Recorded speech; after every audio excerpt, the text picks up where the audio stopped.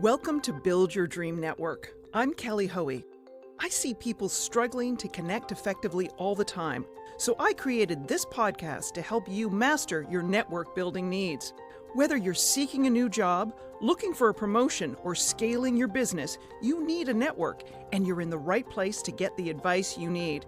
And don't worry, my advice is real, it's actionable and practical because it's the advice I follow and is what has transformed my career from the traditional to the unexpected. So let's get started.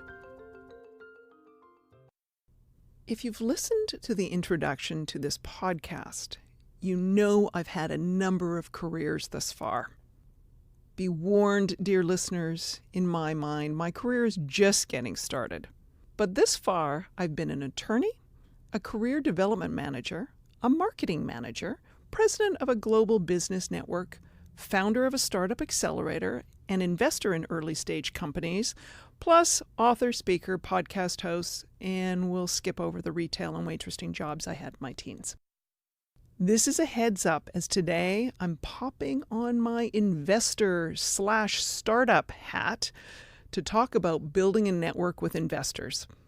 A warning, I do believe the entrepreneur and startup community is overly obsessed with fundraising as opposed to focusing on customer and revenue networks. We'll tackle that in another episode. As far as connecting with investors is concerned, the truth of the matter is too many entrepreneurs fail to do this or start their network building efforts far too late in the product and fundraising cycle.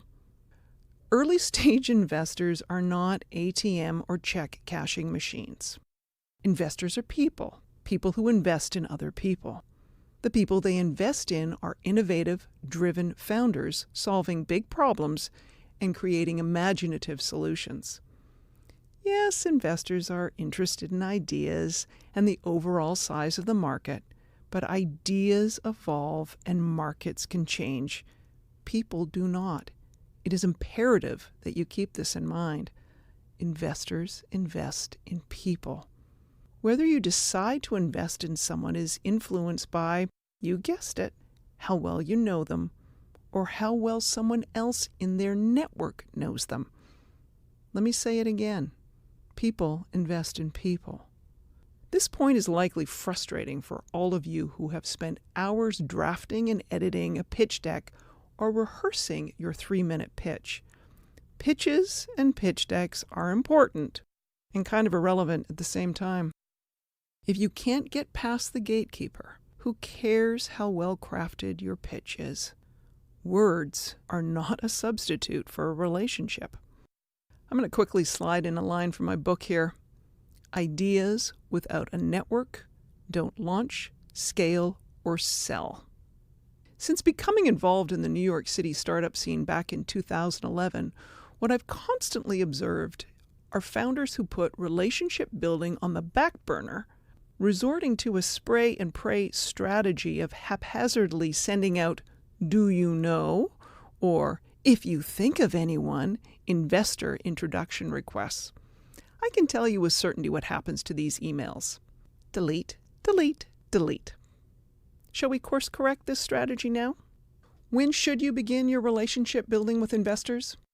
As soon as you have an idea. Remember I said that investors invest in people? Ideas and markets follow after that. Investors want to know how founders approach identifying and creating solutions for the problem.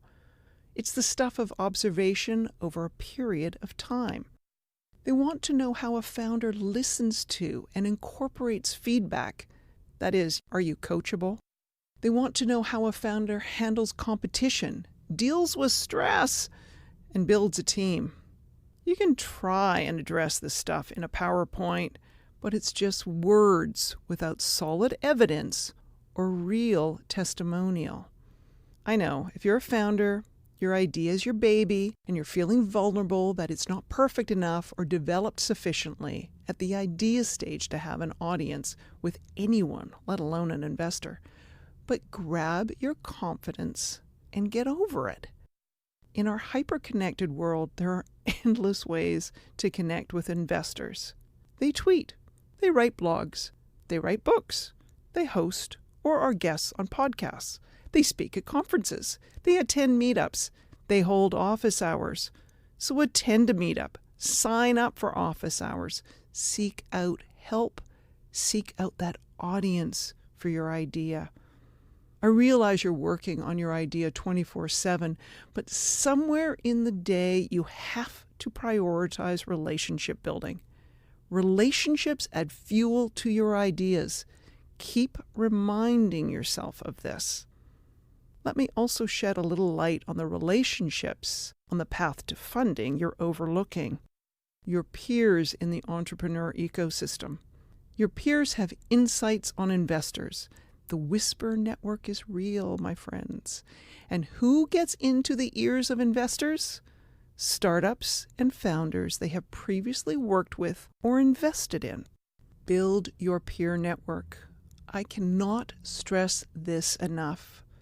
A referral from a startup founder is valued. Help your peers out and earn this type of referral to investors. Talk to the founders in the co-working space or coffee shop where you work, if you're not doing this already. Help them out with the challenges they are facing.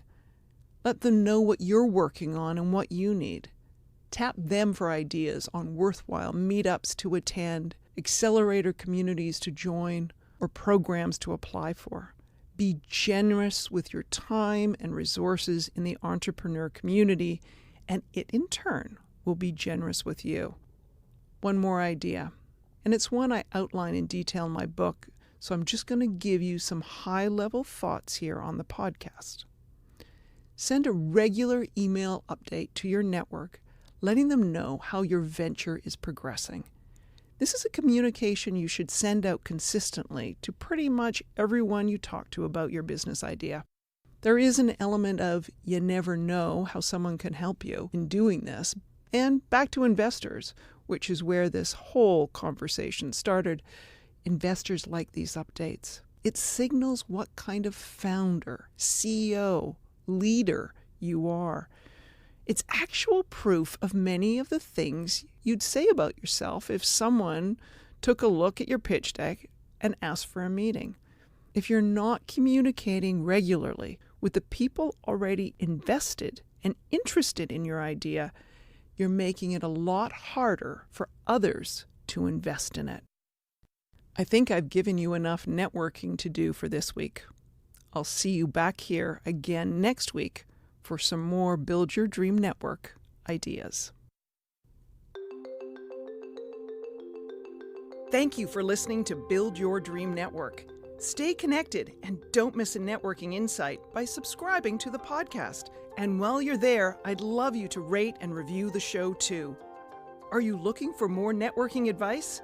Pick up a copy of my book, Build Your Dream Network. It's your guide to modern networking. I'd like to hear your networking questions, tips, and ideas. Connect with me via my website, jkellyhoey.co. You'll find links to all my social media accounts, plus a contact form to email me your questions. I'm Kelly Hoey, and I'll be back again next week to tackle your networking challenges.